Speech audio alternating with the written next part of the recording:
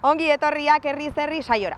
Gaurkoan Zirauki herria ezagutuko dugu, eta Ruben, Mikel, Aritz eta Iñaki izango ditugu hizpide horretarako.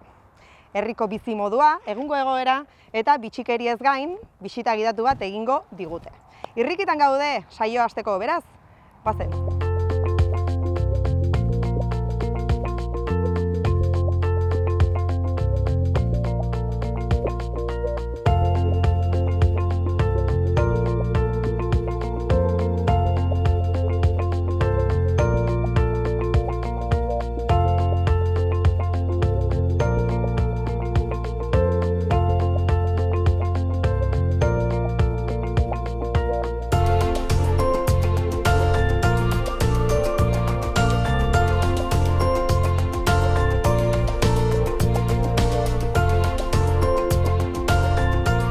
Aritza Pestegia, Ziraukiko zinegotzia, zer moduz? Ondo, bai, Kaiko kandidatura Asamblea Independenteko zinegotzia. Ziraukiarra. Ziraukiarra, bai. Zenbat biztanle ditu Ziraukik? Orain 478 gutxi gora bera gara. Eta gure ikusleak ere koka daitezen, geografikoki, non dago kokatuta Zirauki? Ba, Nafarroako ekialdean dago, Lizarra eta Iruña artean. Eta administratiboki ze eskualdetan dago? Ba, administratiboki Mainero Ibar gaude, baina bi eskualdetan gaude kokaturik orain.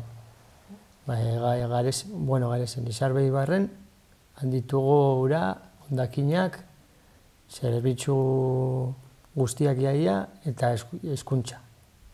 Eta gero ere, baita ere Lizarre herrian gaude,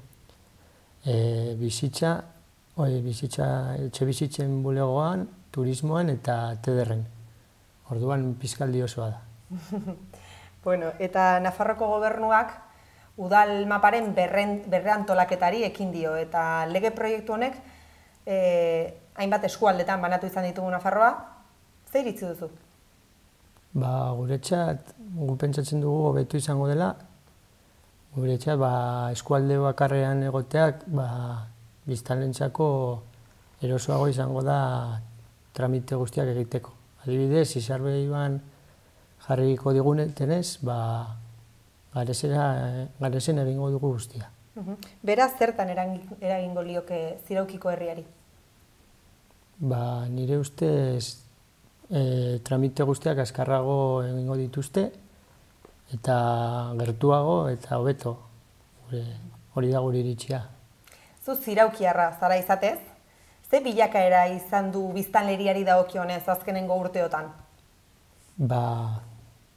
Gure ikuspuntutik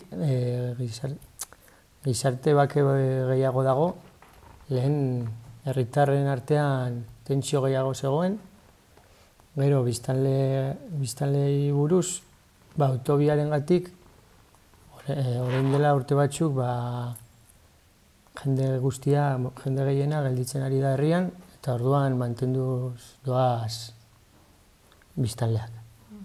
Eta gero, ekonomikoki, biztanleak zerbitzuetan eta industrian laden egiten dute batipat. Eta nekazaritza eta abeltzaintza galtzen ari dira. Laneko moduan bezala. Zure ustez, zein da Ziraukiren potentziala?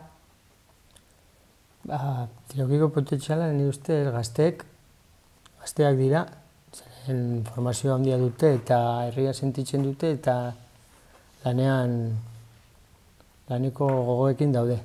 Eta, ere, elkarte mordoa daude eta taldeetan antolatzen diren bezala herritarrak, hori da gure potentziala.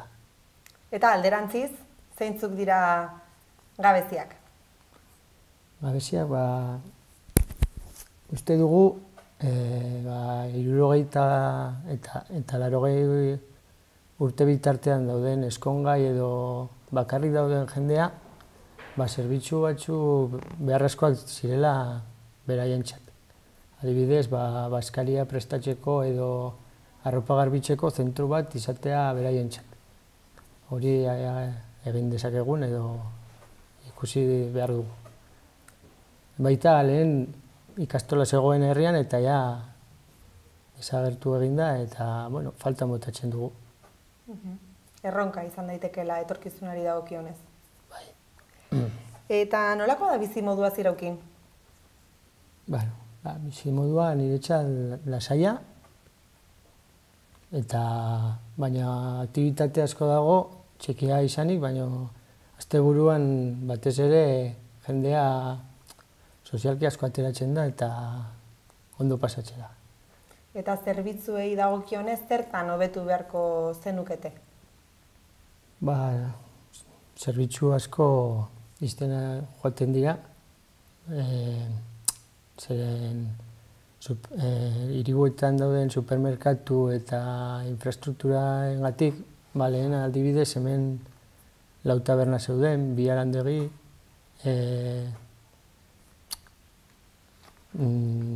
estankoa eta bar, eta orain gutxi batzuk geratzen dira. Bi edo taberna bat, arandegi bat, eta ja pizkanaka dena izten doa. Herri bizia da? Ba, nire ustez bai. Elkarte asko ditugu, adibidez Gazteena, emakumeena, Sanbil emakumeena, gero futbol taldea, bitxaranga, eta talde mordoska dago, zumba, pilates, irakurketa kluba, eta, bueno, segurazki asko gutxi ditu dela. Eta euskararen presentzia Ziraukin, ze puntutaraino posiblea da euskaraz egitea herri honetan? Orain dela urte gutxi sartu ginela eremu mistoan, eta, bueno, gazteek 180 edo honela ikasi dute euskaraz edo dominatzen dute, baina kaletara ez dugu atera. Ez da, entzuten kaleetan hori da falta botatzen duguna. Ea zerbait egiten dugun, jende asko dakielako. Nola definituko zenuke zure herria? Gure herria, esan duenez, lasaia, aktiboa eta langilea. Eta hitz batez? Geurea, ezakit.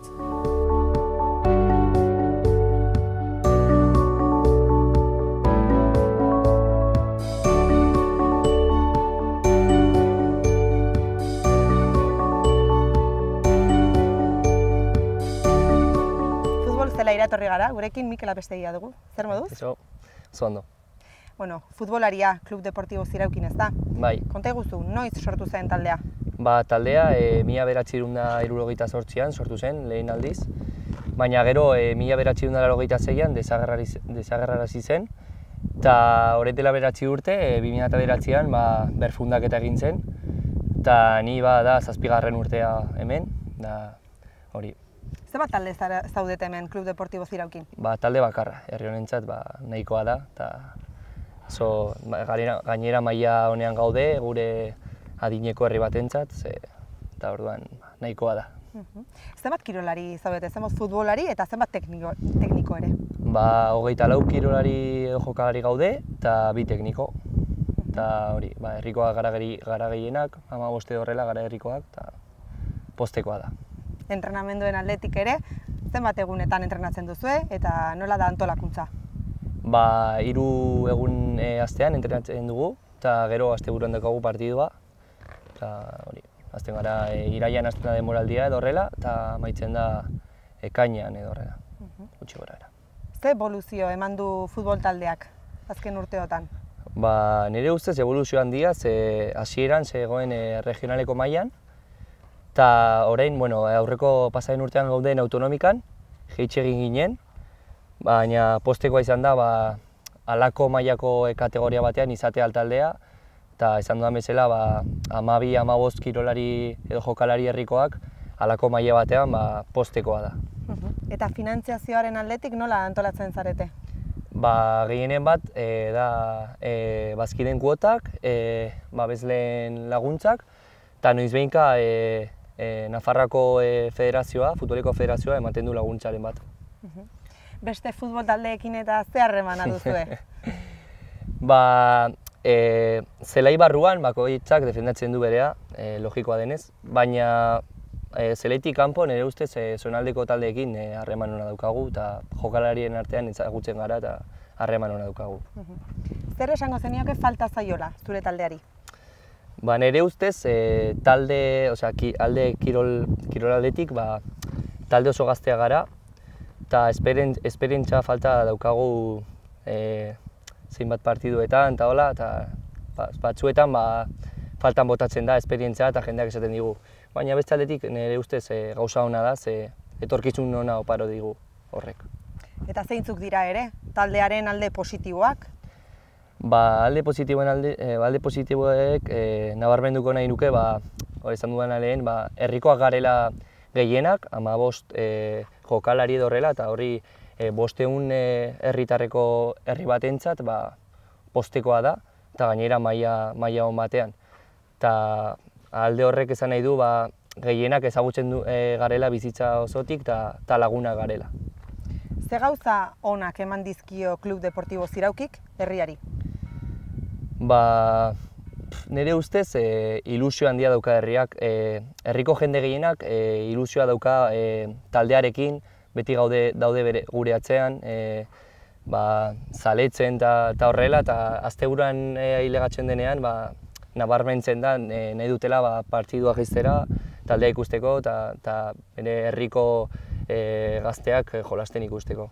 Beraz, irabazi edo galdu, beti zuen gainean daude? Bai, beti. Eta gainera demoraldi honetan ez gara oso ondo hasi eta daude atzean hor, benga, irabazi behar duzuela, baina beti daude atzean irabazten badugu eta galtzen badugu ere. Zein da sekretua taldea ongi kudeatzeko?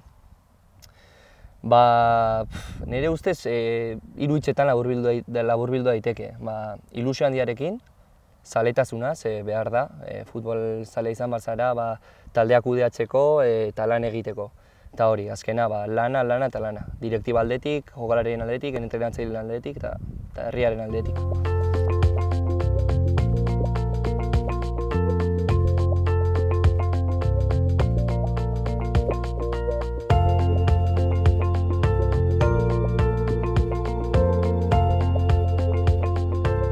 Oraingo honetan ere Ziraukiko gaztetxera hurbildu gara, gurekin Ruben Hermoso dugu. Zer moduz, Ruben? Oso ondo, kaixo, posten duzuek ezagutzea.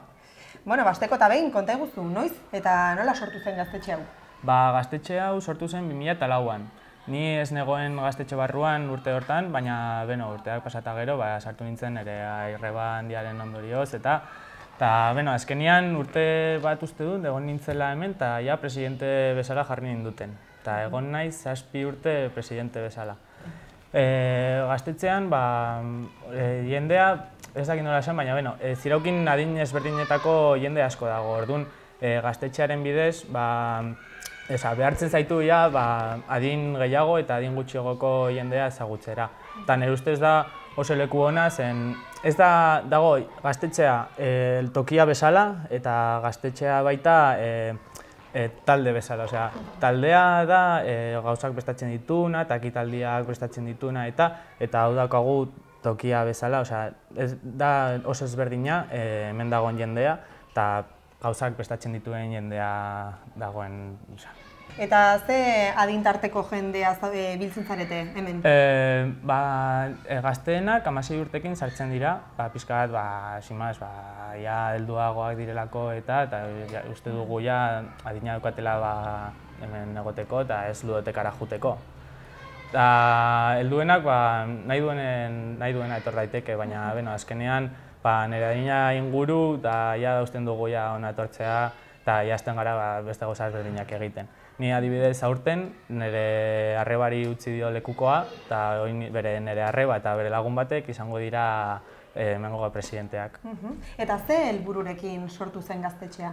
Gaztetxea sortu zen, helburua ez dut oso argi, baina nire ustez jende gaztea pixka toki bat egoteko neguan, zen hemen neguan ez dago jende asko eta azkenian jende gutxi dagona leku bat biltzeko eta hotzik pasatzeko nire ustez. Eta haunitz edo kosta zen forma ematea eta antolatzea gaztetxe hau bere garaian? Udaletxetik uste du laguntza pilo bat izan zituztela. Eta lokala, argia, ura, guztia ordaintzen du gaztetxea. Ez dugu bat ere ezer, gaztetxea ez udaletxea. Guztia ordaintzen du, eta gu ez dugu ezer ere ez ordaintzen. Bakarrik pixka lekua mantentzea, garbi egotea, eta jartzen dizkiguten arauak errespetatzea. Beraz, finantzazio aldetik, udalak egiten du kargu guztia? Ez, guztiz ez. Ekitaldiak prestatzeko eta urtean behin edo bitan prestatzen ditugu zenbait gauza, adibidez, gaztaren jokua, erosten dugu gazta bat, ateratzen dugu eta saiatzen gara jendea asmatzea zein pisu daukan eta hurbilen dagoena, euro bat jarri eta esaten duzu pisu bat, eta hurbilen dagoena ateratzen du, eramaten du gazta. Baita zenbait sorteo egiten ditugu eta zozketak, eta horrekiko lortzen dugu pixka, ez dugu guztia ordaintzen baizik eta egiten ditugu gastuak pixka diru hori mantentzea eta hurrengo urtean berriz egotea pixka dirua gauza ezberdinak egoteko eta jaietan txaranga bat edo ekitaldi ezberdinak prestatzeko gazteentzat gazte egunean. Beraz, ekitaldietaz hitz egiten ari garela, galdetu nahiko nizuke urtean zehar, zen motatako ekitaldiak egiten dituzuen eta helburua. Esan didazu agian helburua dela, dirua lortzea mantentzeko modu batera edo bestera, ezta? Hemendik uste dut antolatzen dugula olentzeroa, iauteriak, eta hemen ikusi dezakezue aurten prestatu genituen mamotxorroak.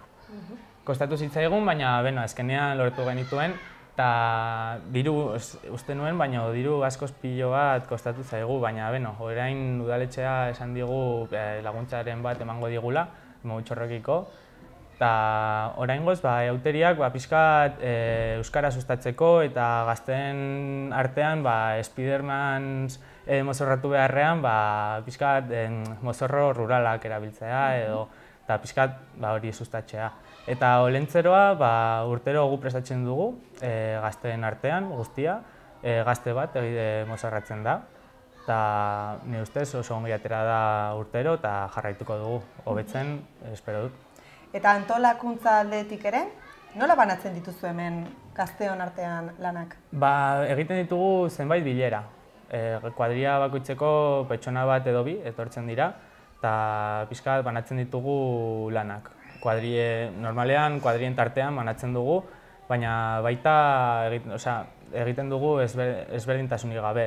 Ni jarri naiteke beste kuadriako batekin edo norekin, baizik eta gauza da, gauza guztiak betetzea eta ongi betetzea eta jarri diren denborarekiko betetzea. Daukagu beti udala, zerbait prestatzen dugunean jaietan, daukagu orkesta eta ordu honetan amaitu behar duzute txarangarekin. Egon behar gara beti hor atzetik, azkar, dena ongi prestatzen eta orduan beti begiratzen, dena perfektu ateratzeko eta baino. Jendea laguntza handia ematen du, ez du kexurik hemengo gazteekiko. Pixkat normalian kostatzen zaigu hastea, baina gero oso ongi ateratzen dira gauzak. Ze gabezi edo aldatu beharreko gauzak ikusten dituzu hemen gaztetxean? Nire ustez, agian ekitaldi gehiago prestatu beharko genituzke, euskararen arloarekiko esan nahi dut. Adibidez, iauterietan edo lentzeron gazte guztiak euskaraz aritzea eta horrela sustatuko genuke askoz gehiago euskara, baina oso zaila da, jende pilo bat ez da euskaraz aritzen edo asko kostatzen zaio euskaraz aritzea eta horren ondorioz jende asko lotxaren gatik edo ez dakin zergatik gustatzen zaie euskara eta entzutea eta gustatuko litzaieke euskaraz aritzea, baina hor dago traba hori, eta espero dugu denborarekin traba hori pasatzea. Eta zeintzuk dira zuen usteetan, gaztetxeak herriari ematen dizkion gauza onak edo alde positiboak? Prestatzen ditugun ekitaldiak, nire ustez, oso gauza positiboa da, zenbait asteburutan ezer ez egoteaz, sortzen dugu jai pixka bat, ambientea, jendea posten da, adibidez, mamotxorrak ikusterakoan, izugarri harritu ziren. Eta, gero baita, lehen esan dudanez, gazteen kidetasun hori bestein herritan konturatzen dira, Ziraukiko gazteek berdin dela zein adinetakoa garen, guztiak garela nahiak bezala. Eta hori nire ustez da gaztetxearen ondorioz. Eta azkenengo galdera bezala, etorkizuneko erronkarik baldituzue? Nire ustez, pixkat euskara askoz gehiago mintzatzea Ziraukin. Eta hori izango zen nire erronka, baina hori ez dago nire eskuan, baina udaletxetik, uste dut orain hasi direla horrekiko lan egiten, eta espero dugu aurrera egitea. Zorte hon eta animo Mila urte hauekin. Agur. Eskerrik asko, Ruben.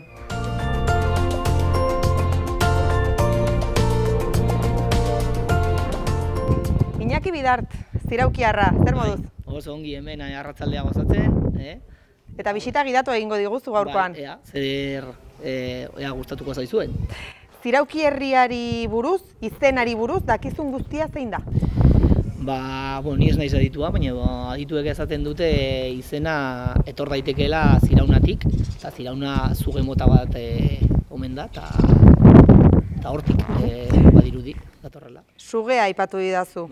Ikurraren bat dago herrian sugeari dagokionez? Ez dago ageria, baina horri ezker, ari horrekin jarraituz, gaztetxea erabili zuen bere ikurra zuge batekin sartuta, baina ez da ageria armarrian edo ez dago ageria.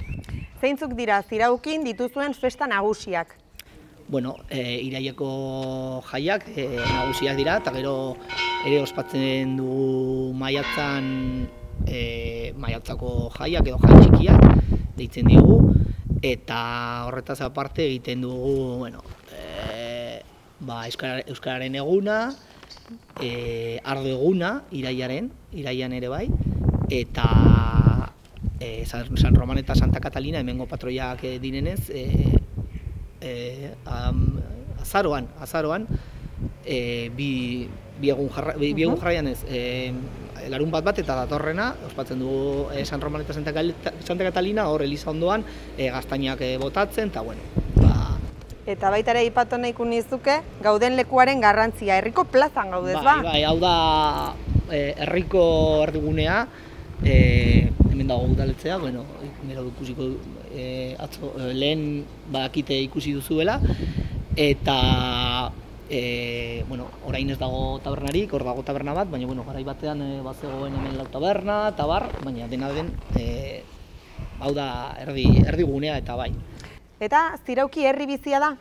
Bai, nik esango nuke, herria txikia izan arren, badago hainbat elkarte, futbol taldea, gaztetxea, badaude bitxaranga, eta horretaz gain egiten ditugu hainbat ekintza, hainbat jarduera barkatu,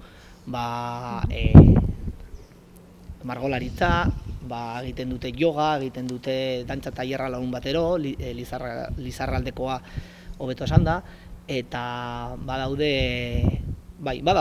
bizia herrian, egia da. Herri bizia eta suposatzen dut txoko politak ere izango dituela. Bai, baditugu beste batzuk ikusteko. Erakutsiko diguzu, baten bat? Bai, guazen ba.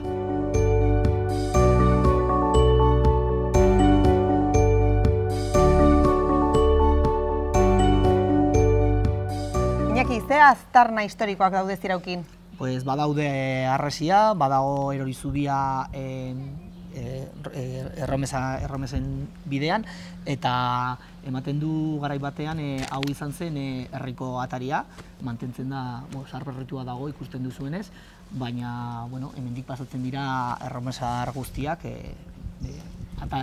atarian. Erromesak pasatzen dira, baina suposatzen dut ere herriko biztanleak, eta ikusten duan bezala, kotxeak ere pasa daitezke hemendik. Hemendik joaten dira plazara, eta lehen aipatu dudan bezala, plaza da herriko erdigunea, eta beraz, leku oso ikusten duzuen bezala, leku oso jende asko pasatzen dira hemendik. Ikusten dira ia eraikin guztiak, behintzat zaharrak ikusten diren eraikinak harrizkoak direla, eta ez, Zirauki herria harrizko herria dirudi, zergatik? Barruko partea, bai, etxe guztiak harrizkoak dira, eta, bueno, kanpoan pixka bat, kanpoago... Berriagoak, ez da? Bai, berriagoak dira, eta, bueno, pixka bat itxusiagoak dira, baina, bueno, dena herria da, eta, bueno, parte hartzen dugu modu batean edo bestean. Beste leku bitxiak dituzue erakusteko? Bai, jarraitu bidaiarekin. Bale, ea nora eramango gaituzue. Guazen.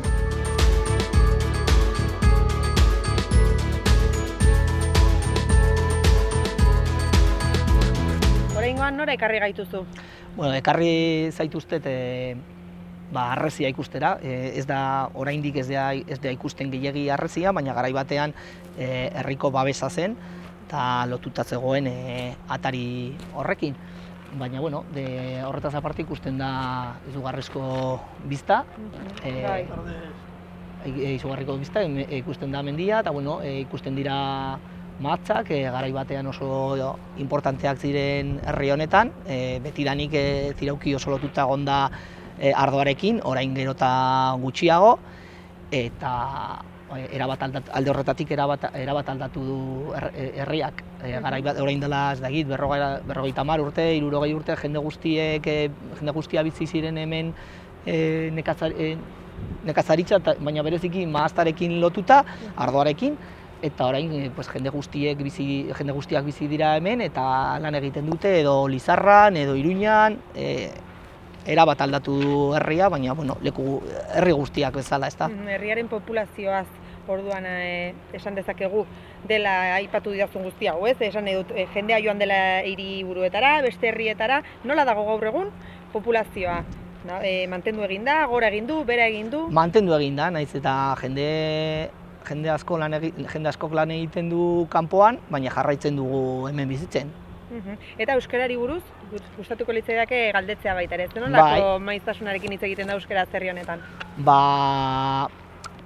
Esango nuke nire ustez eta erabilerari dagokionez oso ahula da, baina ezagutza handiagoa da. Gazte guztiek badakite euskaraz, baina gero ez dugu erabiltzen, eta bueno, hori pena da. Nik ere esan nahi dut, orain dela 10 urte, hemengo eskola desagertu zen, jende guztia joan ikasi nahi zuelako euskaraz, eta joan jaitsi behar zuen Aresera, eta horregatik itxi zuten hemengo eskola, nahiz eta egunero autobus osoa jaisten da D eredua ikastera, eta hori ezagutza handia da esango nukenik, baina erabilerari dagokionez, badago asko hobetzeko. Zure herria ezagutzeko egun bat izango bazenu, zer egingo zenuke? Nik buelta berbera erakutsiko dizkizue, eta seguro jendea ezagutu ahala gero eta gehiago gustatuko litzaizueke. Plaza ikusi dugu, portala edo arkupea ere ikusi dugu, harresia, zerbait gehiago falta zaigu ezagutzeko? Bai, badago Zubieroria ikusteko, merezi du ikustea, eta... Guazen? Guazen. Bale, guazen, ikustera.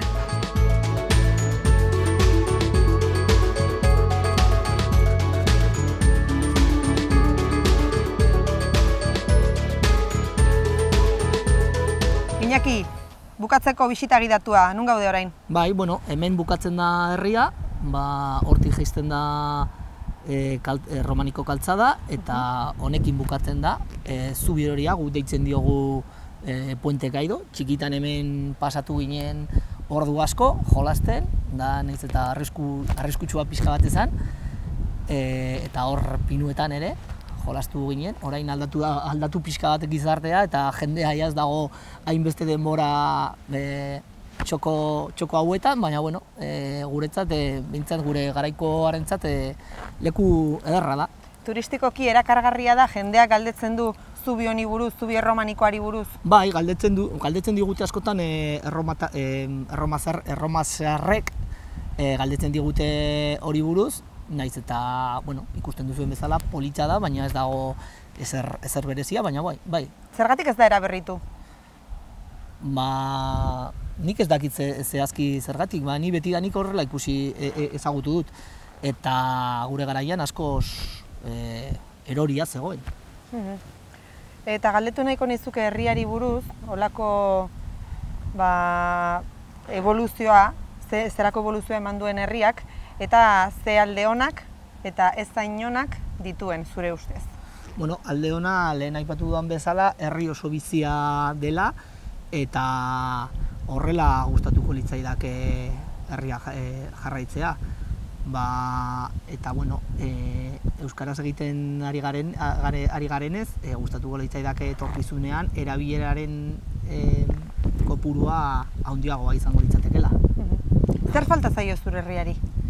Zer falta zaio, eske ni oso ziraukarro naiz, eta ez dakit zer esango nizuke. Gutxi falta zaigu.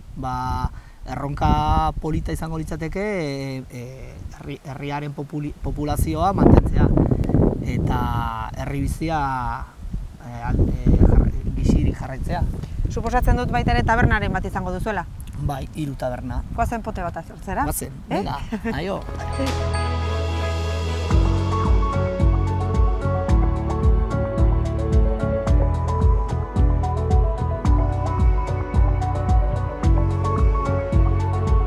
Ikusleok, zirauki eta ziraukiarrak agurtzeko ordua iritsi da.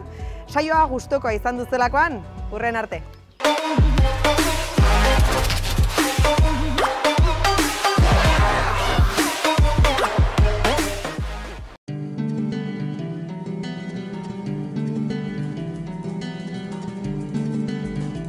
Saio hau Nafarroako Gobernuak diruz lagundu du.